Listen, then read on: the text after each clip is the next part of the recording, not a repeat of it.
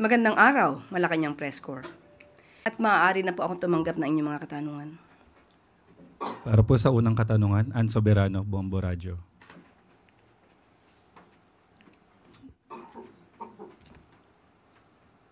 Yusek, good morning.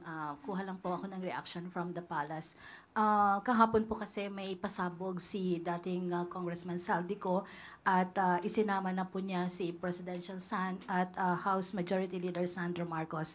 Alam po ba ni Pangulong Marcos yung akusasyon ni Saldico laban kay Kong Sandro na sinasabing nag-insert ng 50 billion may nagkaroon siya ng 50 billion budget insertion. Ano po yung reaction ni Pangulo dito? Unang-una po ay nakapagsalita na po at nagpahayag na po ng denial si Congressman Sandro Marcos. Yan daw po ay kasinungalingan ayon sa kanya. At sa atin naman po, bago tayo magbigay ng anumang tugon dyan, mas maganda po siguro na tapusin na muna kung siya man po yung nagsasalita ni Zaldico ang kanyang mga mensahe, ang kanyang mga di umanong mga kwento. Mula video 1, 2, 3 hanggang video 4 and 5, madaling nag-iba ang kanyang hairstyle. Kaya tuwing makikita natin at masasabi natin ang mga inconsistencies, maaaring magbago rin siya ng kwento. So dapat matapos muna lahat ang kanyang mga sinasalaysay, dahil sa tuwing mapupunan natin ang kanyang mga inconsistencies, sumasabay po ang kanyang pagbabago ng kwento sa pagbabago ng hairstyle sa video. Follow up lang, ma'am. Ma'am, may report din po ba ang Palasyo ng Malacanang regarding sa intelligence report na may nakikipag-ugnayan si Saldico sa grupo na gustong pumalit po daw sa gobyerno ng Marcos? Wala pa po tayo masasabi patungkol dyan. Wala po tayong update at tingnan po natin kung meron pong ganyan mga alingas-ngas. So, ibibigay ko po sa inyo ang update kung meron man. Salamat, Yusek. Thank you. Next is Julie Baisa, 1PH. Morning, Yusek. Yesterday po napaulatan na aresto si former presidential spokesman Harry Roque. May official communication na po ba or clarification yung palace tungkol dito? Sa ngayon po, nakausap po natin ang pamunuan po ng DILG at magbibigay na lamang po sila ng update kapag meron na po. So wala pa pong confirmation, ma'am? Yun po yung ayon sa DILG, hindi natin mako-confirm. Pati sa DFA ay wala pa rin pong confirmation. So magbibigay ng update kapag meron na po. Thank you. Ivan Mayrina, GMA News. Sorry ma'am, balikan ko yung tanong ni Ann kanina. Sabi ninyo, kung siya nga po yun, can you elaborate? Are we expressing doubt that that is Zaldico? Sa nakikita po natin ng mga pag-iba-iba ng kanyang mga imahe, hindi mawawala sa isipan kung siya man yun o hindi. But still, sasagot po tayo. At ang nais lang po natin ay tapusin niya ang kanyang salaysay. Kasi tuwing mapupunan natin ang kanyang mga inconsistencies, nababago rin po ang kanyang statements. So makikita niyo po yung mga pabago-bagong statements mula video 1, 2, 3 hanggang 4 and 5.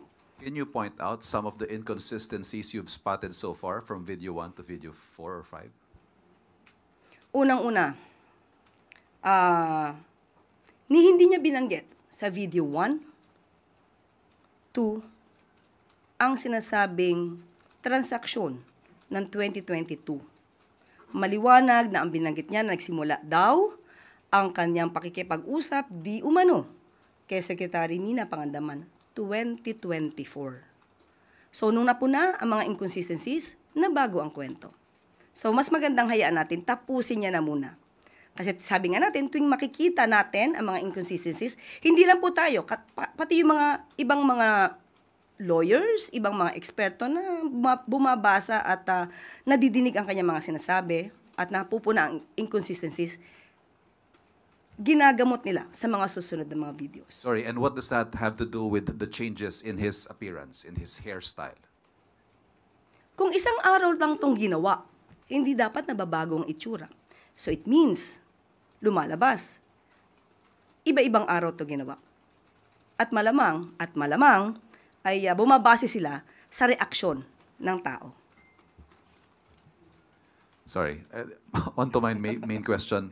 Kahapon po sinagot ni VP Sara Duterte ang tanong kung handa siyang maging Pangulo sakaling magbitiw si Pangulong Marcos. Ang sabi po niya, and I quote, "There is no question about my readiness." Does the President have a message to the Vice President expressing her readiness and willingness to take his place? Handa na po siya maging Pangulo kapag ka po nawala or natanggal ang Pangulo sa pwesto. Tama po ba yon, Sir Ivan?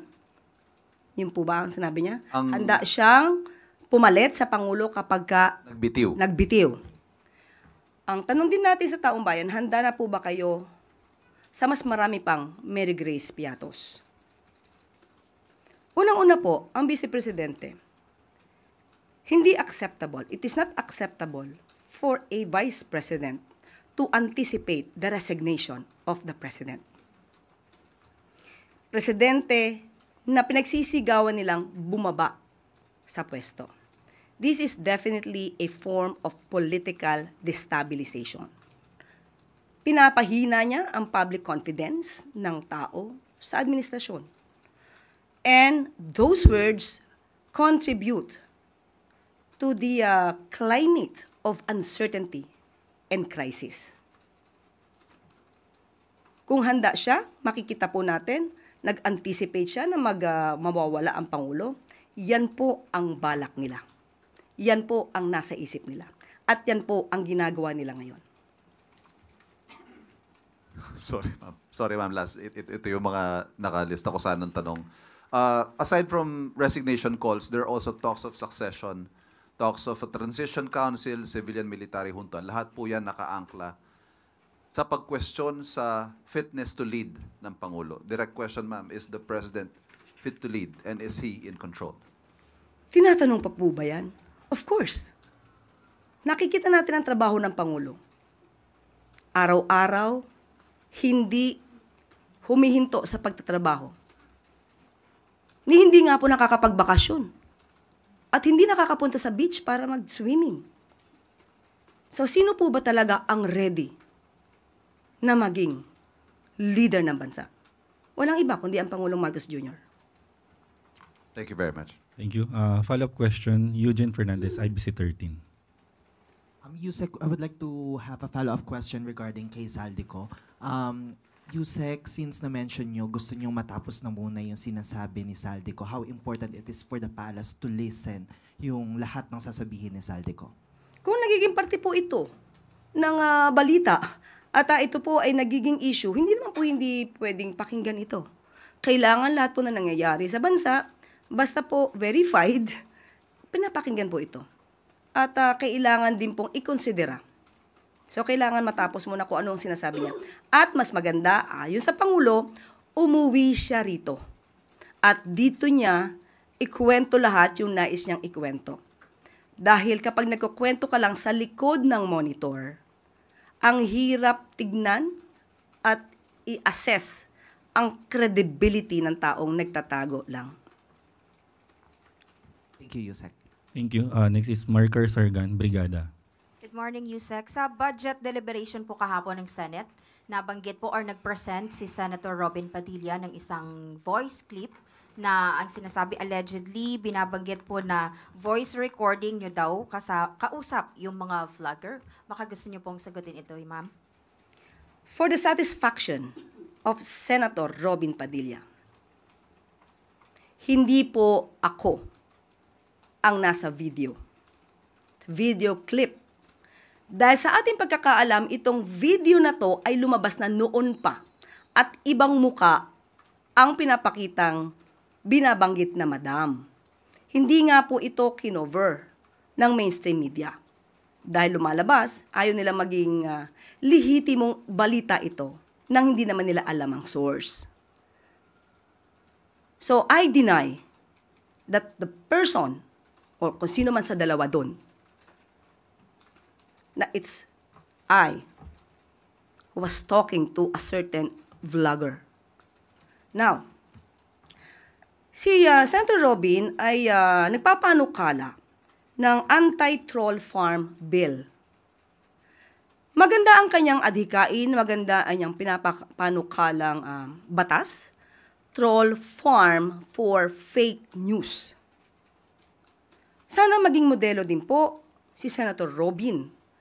Modelo na hindi magpapagamit o magpapabiktima sa troll farm na nagpapakalat ng fake news.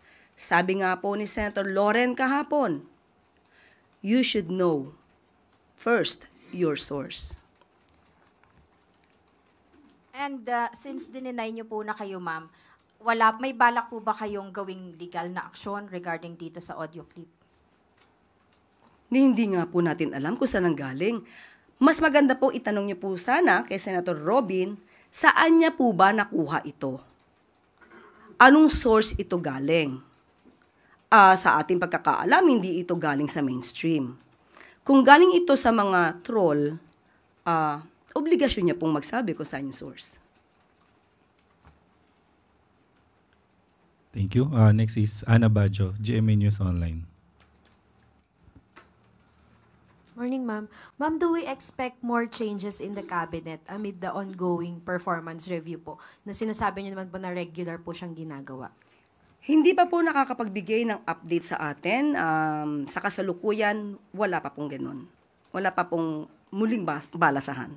But ma'am, meron na kaya tayong ipapalit sa PLLO o sa PEA and sa CPLA, ma'am, Chief Presidential Legal Advisor? Kapag nabigyan na po tayo ng update, isi-share ko agad sa inyo. Pero how about ma'am shortlist? Kahit po shortlist. Wala pa nabibigay sa atin. Ma'am, thank you po. Thank you. Next is Ivy Reyes, Billionario. Morning, Yusek. Ma'am, we understand that all decisions made by the ICI are entirely up to them because they're an independent body. But since the ICI is the President's initiative, may we know if Malacanang is confident in the ICI's commitment to live stream hearings? Kasi po, simula nung ilabas yung guidelines last week, lahat po ng resource persons nag-request for executive sessions, meaning they're not live streamed. And if we would just let resource persons, especially public officials, have their way in participating in these investigations, doesn't that defeat the purpose of transparency? Mahirap pong pangunahan ang mga alituntunin, ang polisiya ng ICI. Okay, this is created, established by the President, but that's the reason why it is called Independent Commission. Sila po ang magsasagwa ng kanilang mga procedure.